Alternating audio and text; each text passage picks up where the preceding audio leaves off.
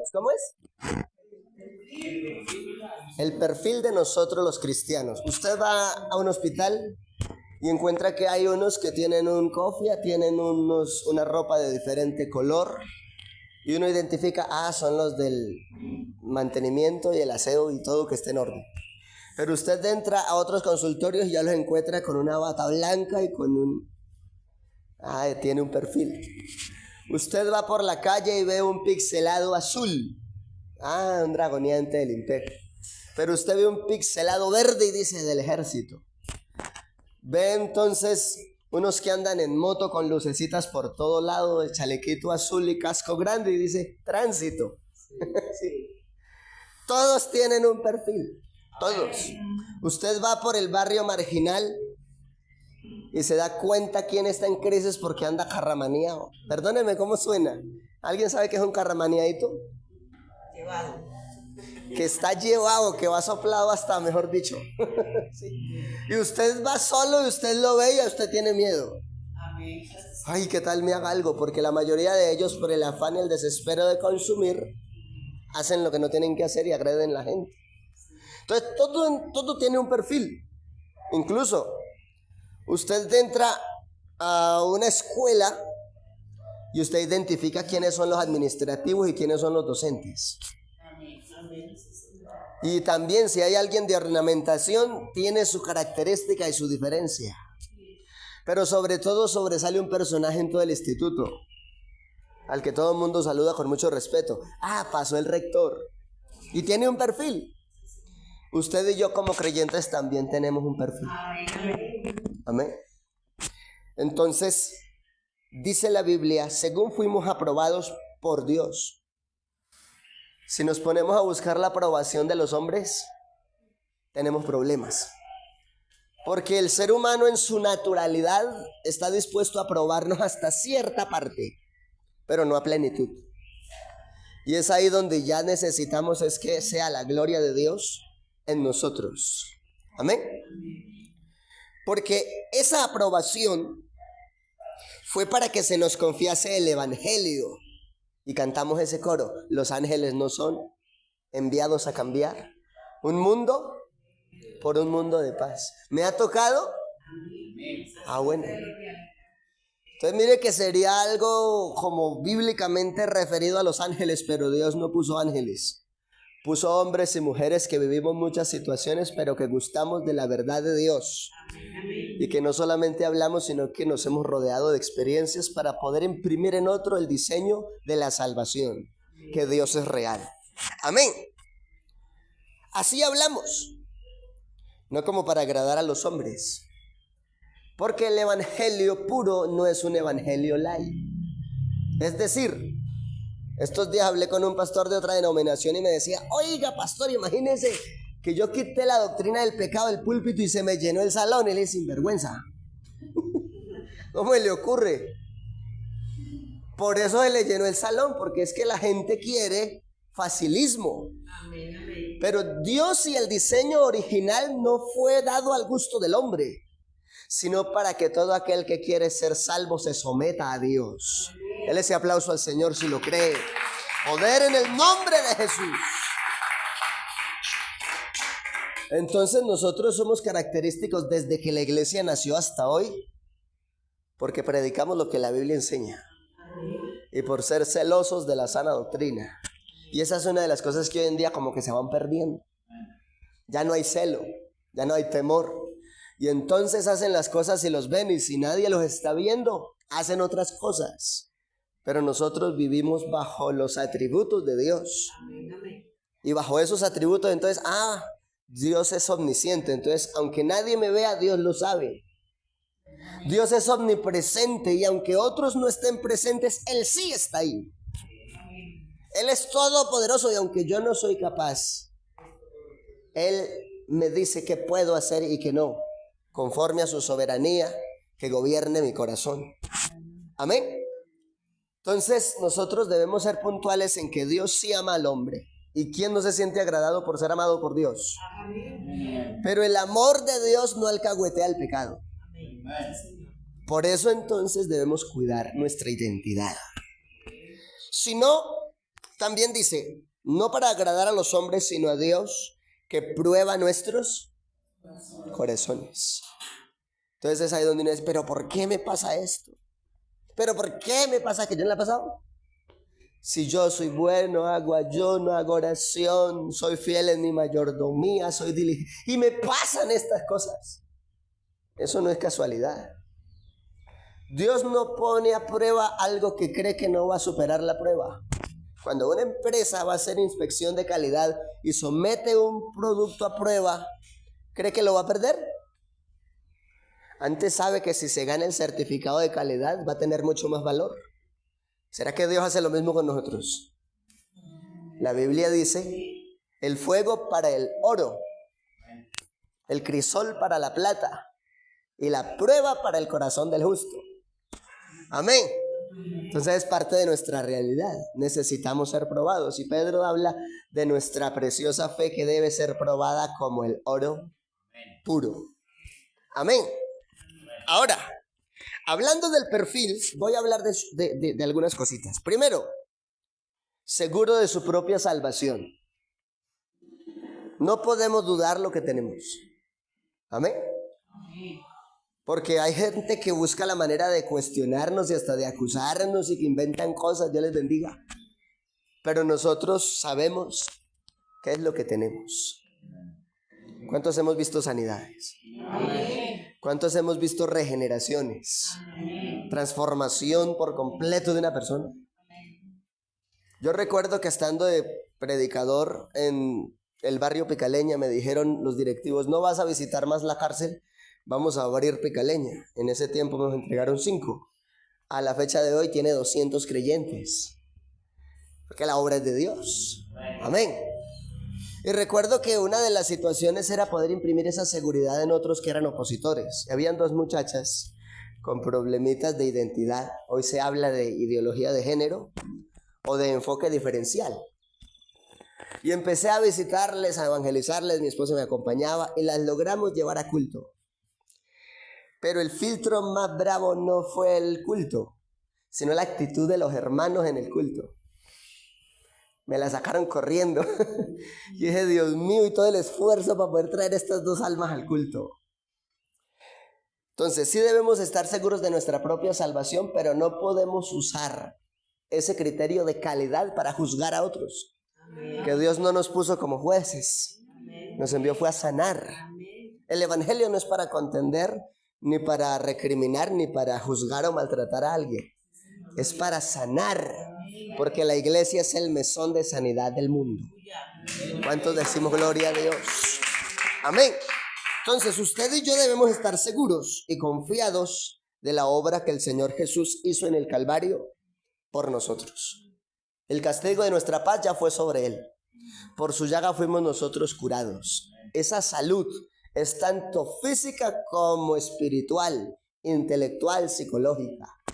Yo les estaba contando anoche, muchachos que cuando llegaron a la comunidad terapéutica de máxima seguridad, eran dependientes de sustancias.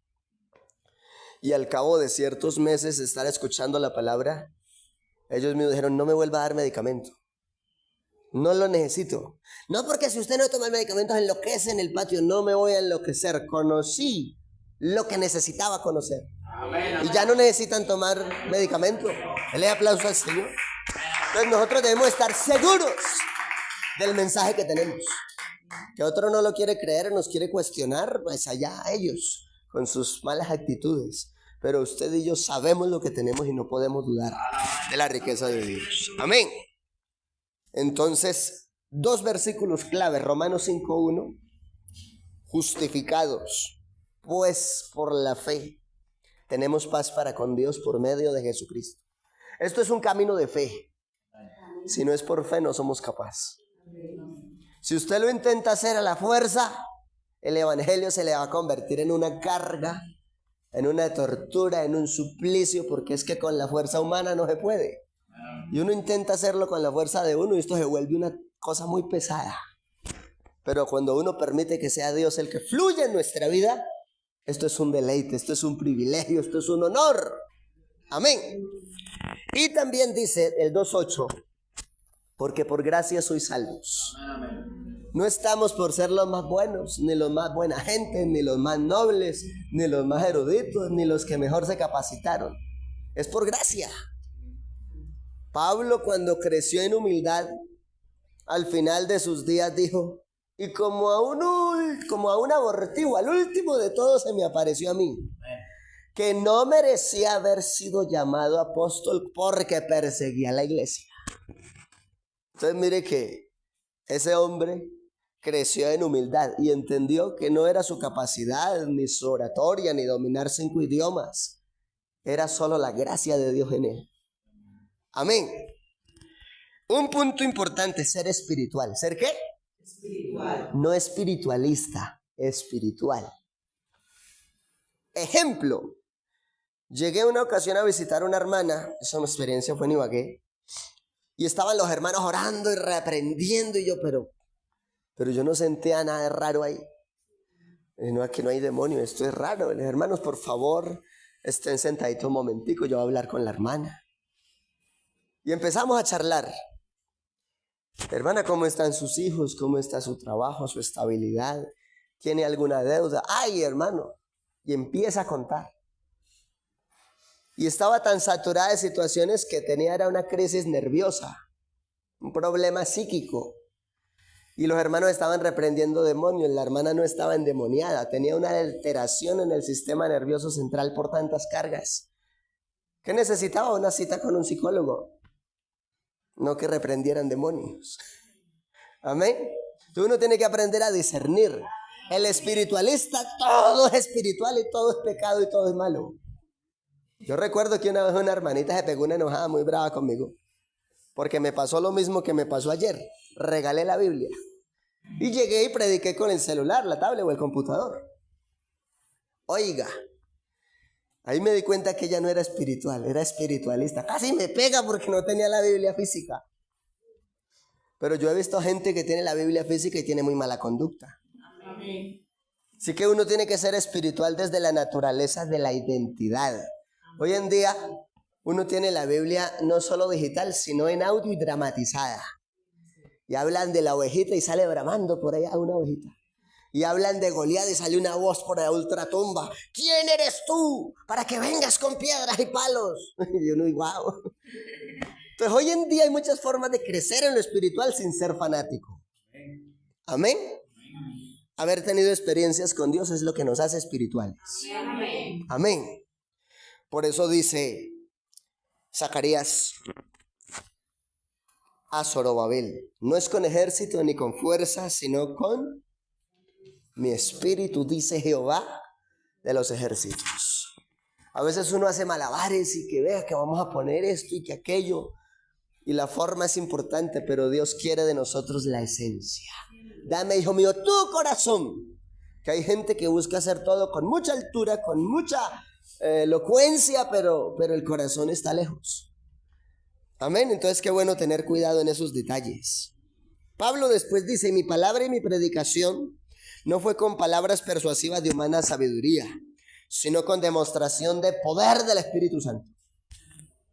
Amén. Y el Espíritu Santo no está en los gritos, ni en los brincos, ni en los saltos, sino en la profundidad de cómo llega el mensaje, inquieta el alma y transforma la conducta.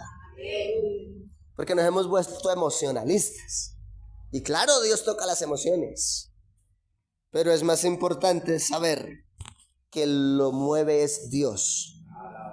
Lo digo porque estos días me pasó algo. Estaba trabajando en el Comité Distrital de los Jóvenes y por asuntos de una circular nacional, entonces dicen, no, los capellanes no van a tener más cargos a menos que sean afines a misiones o al trabajo que ellos tienen en la cárcel. Entonces, cuando hicimos el primer congreso, iban a traer un grupo mucho brinco, mucho salto, mucho sabor, mucha salsa. Y yo dije, no, por ahí no es. Y me les atravesé. Era el secretario del comité, entonces pude controlar un poquito. No, traigan al hermano fulanito de tal que ese sí canta en el espíritu. Ellos dos tienen un testimonio tremendo. La mamá fue sana de cáncer, el muchacho superó la drogadicción y la calle, y cuando ministran en el espíritu. Entonces presentamos la propuesta de los directivos, dijeron sí, ellos. Oiga, ese evento fue una bendición. Un montón de muchachos recibieron el Espíritu Santo. Luego lo hicimos con el otro grupo. Bueno, lo hicieron porque ya yo no estaba en el comité. Hicieron el otro evento y trajeron el grupo que ellos querían. Vaya sorpresa. Mucho fervor, mucha emoción, mucho grito, mucho baile, mucho salto. Pero los muchachos después de ese evento no querían ir al culto, que porque el culto en la local era aburrido. Se quedaron con la forma, descuidaron la esencia. Entonces, primero, hablamos de ser seguros de nuestra salvación y segundo, ser espirituales. Amén. Ahora, tercero, de buen testimonio. ¿Cuántos creen que el testimonio es importante? Amén. Yo estaba de pastor en X lugar y estaba visitando, evangelizando. Y sale una muchacha como con cierta inquietud y con deseo de confrontarme. Y dice, pastor, un momentico. Cuando la gente le habla así a uno ya queda como, ¿qué pasó aquí? Hágame un favor, fulanito de tal es de su iglesia. Ay, bendito. Yo sentía que pasaba entero y si lo niego. Tenía tan mal testimonio que yo no quería decir que era de la iglesia. Porque un mal testimonio es como cuando alguien se atraviesa en la puerta y le dice, esto aquí no funciona, quédese allá. Así es un mal testimonio. Pero en ese mismo lugar iba haciendo otras visitas hacia la cabecera del pueblo donde quedó el salón nuevo. Y una señora salió asombrada y dijo, ay, pastor, ¿cierto que fulanita de tal es de su iglesia? Ay, sí, saqué pecho. Es así de la iglesia. Es que ella oró por mí y yo fui sana. Oiga, qué testimonio. No lo dijo la hermana en el templo, lo dijo una amiga afuera en la calle. Como la hermana oró por ella y Dios obró. Y uno dice, oiga, sí, uno saca pecho, soy pastor de esa oveja. Amén. El testimonio es vital, somos cartas leídas. Vea, la gente no es creyente, pero por el hecho de saber que usted pasa las puertas de un salón de culto en sana doctrina, le van a demandar vida de santo aunque ellos no son santos. Porque somos cartas leídas. Amén. Por eso habla en 1 Timoteo 3:7 que es necesario que tengamos buen testimonio para con los de afuera, para que no caiga en descrédito y en lazo del diablo. El testimonio entre nosotros es vital, pero con los de afuera es más importante todavía. Porque los que no son ganados por la palabra pueden llegar por nuestra buena conducta. 4, gente de mucha oración. Yo los felicito por ese trabajo tan lindo que se está haciendo de ayuno y que sea constante. Amén. Porque hemos comprobado que una iglesia que se humilla es una iglesia que crece. Amén. Pero también hemos visto que el que se ensoberbece a sí mismo, se enaltece, Dios mismo lo humilla porque está escrito en la palabra. Así que el secreto es, cuidemos nuestro tiempo de oración. Amén. Hay cosas que son de grupo, pero hay cosas que son personales. Hay cosas que yo se las digo a Dios que mi esposa no las sabe. Que no las vaya a saber porque no. Hace unos días nos pasó algo, hemos hablado del tema. Y yo le dije, Señor, necesito que haga esto, esto y esto en ella. A donde ella escuche que yo le digo eso al Señor, cambian las cosas.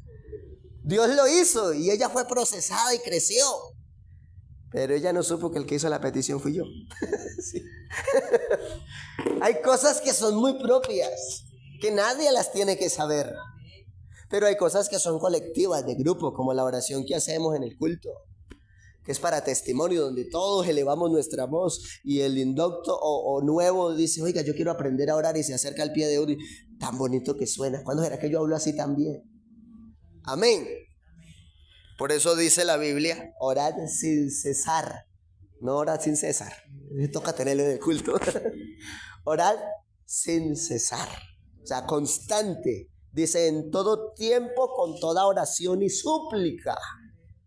Amén. Y recuerde lo que en parte mencioné anoche. La palabra ubica mi conciencia y mi razonamiento, pero la oración ubica y estabiliza mis emociones cuando tengo una forma correcta de orar. Porque también conozco los que oran mal. Un hermanito llegó una vez, hermano, vengo a hacer un ayuno. Ay, bueno, hermano, bienvenido. ¿Y eso qué ha pasado? ¿Cómo va todo? Yo no, es que vengo en ese ayuno a decirle al Señor que me voy de la casa. El ayuno no es para hacer nuestra voluntad. Es para someter nuestra realidad a la soberanía de Dios. Para eso se ayuna. Y cuando alcanzamos esa estatura espiritual, ahí sí llegan las respuestas. Amén. Entonces no está mal decir que voy a ayunar por esto y por aquello. Pero la razón principal de ayunar en el Nuevo Testamento es someter mi plenitud a la voluntad de Dios. Amén. Porque Él dijo, yo soy la vid, vosotros los pámpanos y separados de mí. Alguien dijo, no, yo puedo hacer muchas cosas. Ah, ¿quieres desafiar a Dios? Porque si algo sucede es porque Él lo permite. Porque Él es soberano. Lo que pasa es que en su soberanía le permite cosas al hombre. Pero al final, si Él quiere, lo permite. Y si Él dice que no, no sucede nada. Amén. Quinto, conocedor de la Escritura. Yo me acuerdo, yo no soy tan viejo, pero hace algunos años salíamos a evangelizar. Y los demás grupos le tenían miedo al teólogo pentecostal. Así fuera simpatizante. Lo primero que hacían con los nuevos era el proceso de doctrina para el bautismo, y así no fueran bautizados y salían a evangelizar, ya tenían claras las doctrinas. Pero hoy en día hemos visto más de un pentecostal que apenas le sacan argumentos teológicos de las revistas y cátedras de otro lado, quedan como, me tocó preguntarle a mi pastor porque me corcharon. No sé si alguna vez le ha pasado. Hay gente hoy en día que tiene mucho libro y muchas cosas y mucho concepto. Y si uno no es cuidadoso en la diligencia del estudio de la palabra, ¿quién pierde? Cuando nosotros tenemos la verdad, tenemos la revelación, hemos gustado el poder del Espíritu Santo y sabemos que no somos nosotros los que convencemos, sino que es Dios el que produce en nosotros el querer como el hacer por su buena voluntad. Entonces por eso es tan importante conocer la palabra. Nadie puede enseñar lo que no conoce. Así como nadie puede creer lo que no entiende. Por eso una de las partes de la revelación es el entendimiento. Primera de Juan 5:20. Después desde el 19 declarar que el mundo entero está bajo el maligno, le habla a la iglesia y le dice, pero nosotros estamos en el verdadero. Dios nos ha dado entendimiento para conocer al que es verdadero. Entonces mire que la revelación es entendimiento. Amén. Pero eso no llegó porque sí. Dios usó a alguien para que nos complementara la formación. Y aunque sí, yo puedo sentir a Dios y me quedo en mi casa orando, no puedo desmembrarme del cuerpo. Si yo quito este dedito y dura más de 72 horas por fuera, ¿lo podemos insertar? Se muere. Aunque ese dedito quiera ser cuerpo, ¿puede volver a ser cuerpo? Ya, el que entendió, entendió. No, yo no necesito congregarme. Hebreos 10:25, no dejando de congregarnos como algunos lo tienen por costumbre. Que hoy en día uno a veces escucha mucho hermano diciendo, no, yo no necesito ir a culto, yo desde mi casa. Si quieres ser parte de la iglesia no puede estar desmembrado del cuerpo. Amén. Porque la Biblia habla de la coinonía, de la comunión, de la armonía, de la unidad de la iglesia. Y eso es fruto de la palabra. Entonces la gente a veces se autodoctrina con cosas extrañas por desconocimiento de la palabra. Pero si usted y yo somos más profundos en la palabra, le podemos ayudar a sanar todas esas cosas y que siga consolidado como un miembro activo del cuerpo. Amén. Sexto, vive lo que enseñas. Amén. Entonces, por ejemplo, uno habla de enseñar, pero cuando usted habla de enseñar, todo el mundo mira cómo enseña. ¿Será que improvisó? ¿Será que estudió? ¿O será que simplemente repitió? El pueblo sabe cuando alguien prepara el tema. El pueblo puede discernir cuando está improvisando o cuando ya tenía un propósito claro porque Dios le dijo esto es lo que necesita. Amén. ¿Cuántos decimos gloria a Dios? Vivamos lo que enseñamos. Vamos a orar para que Dios lo sane, pero hágame el favor y vaya por el ibuprofeno, el acetaminofén y la amoxicilina. Ojo, Que yo he visto gente haciendo eso. Después de la oración y digo, Dios mío, ¿para qué oro? Suena duro. Uno sabe que hay cosas que son de la carne y carne es, pero hay cosas que son del espíritu. Y sin necesidad de ser fanático, todo tiene un orden. Y si el Señor declaró en su palabra que el castigo de nuestra paz ya fue sobre Él y que por su llaga fuimos nosotros curados, ¿necesito todos esos medicamentos después de orar? Bueno. Entonces yo creo que esto es vivir lo que decimos. Ya me puse a decirle al Señor que quería trabajar en un campo especial de las misiones. Y a las 2 semanas de estar orando así me sacaron de la congregación y me metieron a la cárcel. Sí, ay Señor, no fue de una. ¿Qué era lo que estabas pidiendo? Amén. Yo estoy feliz en ese campo de acción. Porque es un lugar donde casi nadie quiere ir. Pero cuando uno se enamora del propósito de Dios, uno sirve donde Él quiera que uno sirva. Y uno es feliz. Amén. Vivamos lo que enseñamos. Antes de ganar a otros, debo ganar mi propia alma, mis propios criterios. Somos aprobados desde lo que enseñamos de acuerdo a cómo lo vivimos. Amén. Entonces usted habla de oración. De pronto la iglesia no ve que tanto ora, pero sus hijos en casa sí saben a qué hora se levanta. Sí, yo tuve una experiencia muy curiosa en Espinal con un jovencito, porque mientras el papá predicaba la iglesia aplaudía. Ese muchachito adolescente estaba en la última banca del salón. Entonces yo me fui hasta él y le dije, ¿qué pasó? ¿Por qué está así? ¿Por qué tiene esa actitud? Y conmovido ese muchachito me contestó y me dijo, yo quisiera que así como él habla en ese púlpito, hablara con mi mamá en la casa. O sea que yo seré el mejor predicador si mi casa vive bien. Si para mi casa sí soy buen predicador, porque ellos me conocen cuando me paro de malas pulgas. Perdónenme, seamos prácticos. Ellos saben cómo uno maneja los conflictos, las dificultades, el estrés por causa de algunas situaciones que llegan en lo cotidiano. Y van a aprobar o a desaprobar a Dios y al Evangelio por causa de nuestra forma de vivir lo que enseñamos. Amén. Séptimo, no podemos ser pendencieros. Estos días un hermanito me dijo, pastor, yo creo que me acompañe. ¿A qué? Es que se va a reunir fulano de tal, fulano de tal, fulano de tal, fulano de tal en la casa de fulanito. Gracias, yo no voy. ¿Cómo, pastor, que no vas a ir? No, porque es que ya tienen la intención de contender. Y eso no va a sanar a nadie. Si yo voy, yo dirijo el devocional y doy la reflexión y oro y que Dios obre. Pero yo no me voy a poner a dar oportunidad de que todos esos conceptos equivocados tomen fuerza en la sala y los simpatizantes, en vez de edificarse, salgan contristados por nuestra culpa. Porque el Evangelio no es para contienda, sino para sanidad del pueblo. Entonces me dijo el hermanito, pero es que Judas en allá dice que hay que contender ardientemente por la fe. Bueno, es una guerra espiritual. Eso es diferente. Ejemplo. Usted sabe que alguien está practicando brujería, pero usted está predicando el Evangelio. Ahí sí usted tiene que ser un guerrero con toda la armadura bien puesta. Porque uno a veces está expuesto a eso. Yo me acuerdo que el hermano Eddie Ramírez, un hombre que Dios usa mucho, ha hecho ayunos hasta de 14 días a la edad que tiene. No sé si alguien lo conozca. Él está ahorita en Espinal Central. Y ese hombre, cuando se trata de asuntos espirituales, tiene un discernimiento muy impresionante.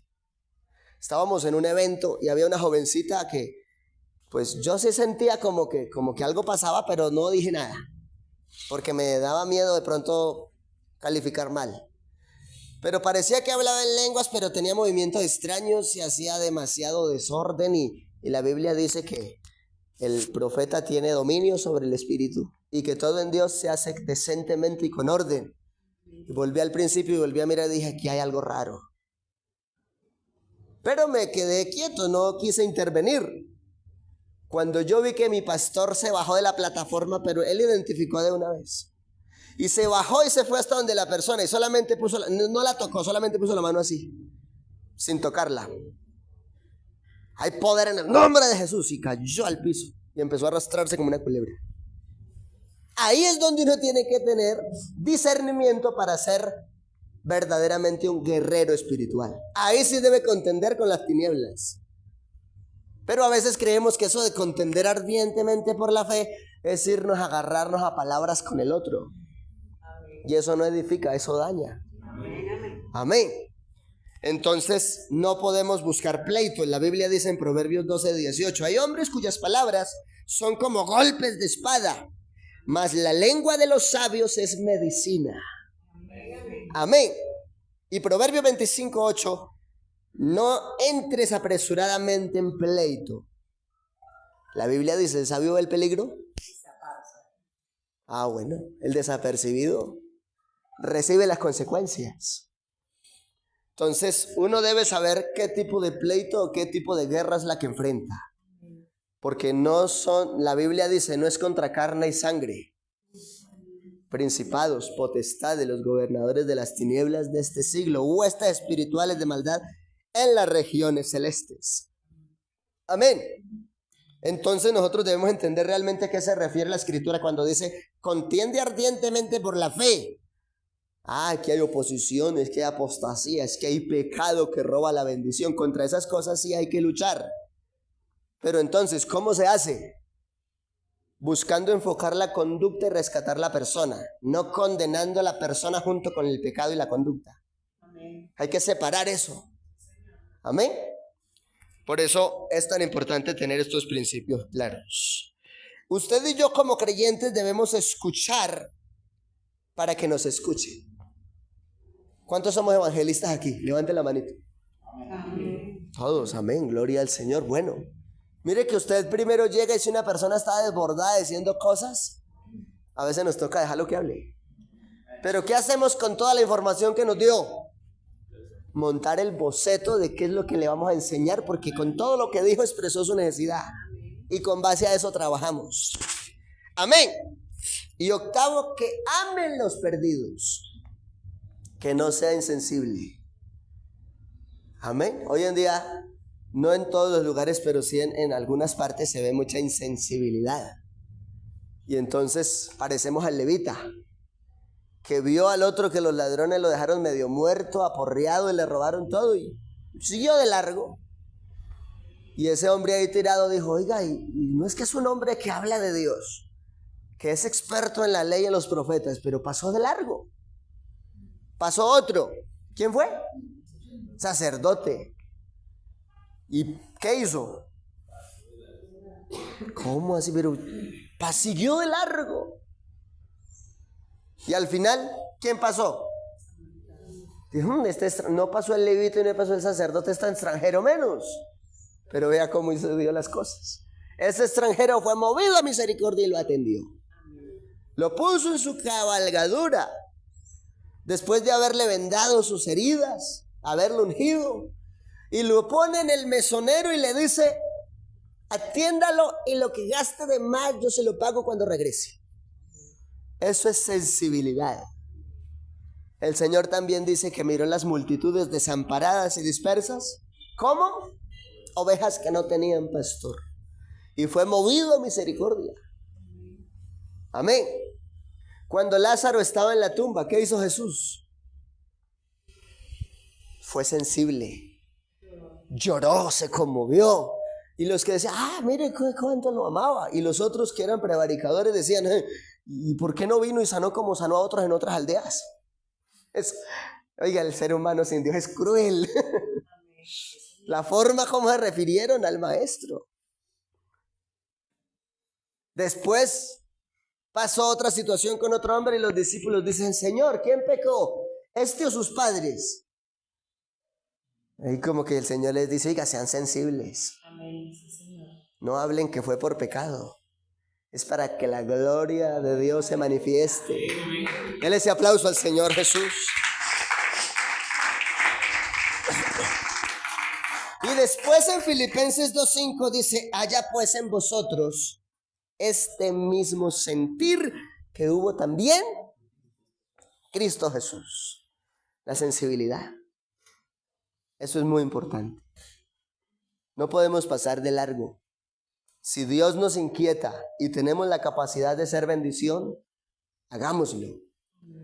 Porque hay una confrontación en la Biblia, allá en Santiago, que dice: la fe sin obras. Si tu hermano viene a ti de noche, claro, a esa hora uno siente aquí inoportuno, pero el texto habla precisamente de la noche. Y viene a ti porque tiene frío, porque necesita cubrirse, porque necesita para su mantenimiento, porque tiene hambre. Y tú simplemente oras y le dices: vete en paz, pero no le das lo necesario. No se hizo nada.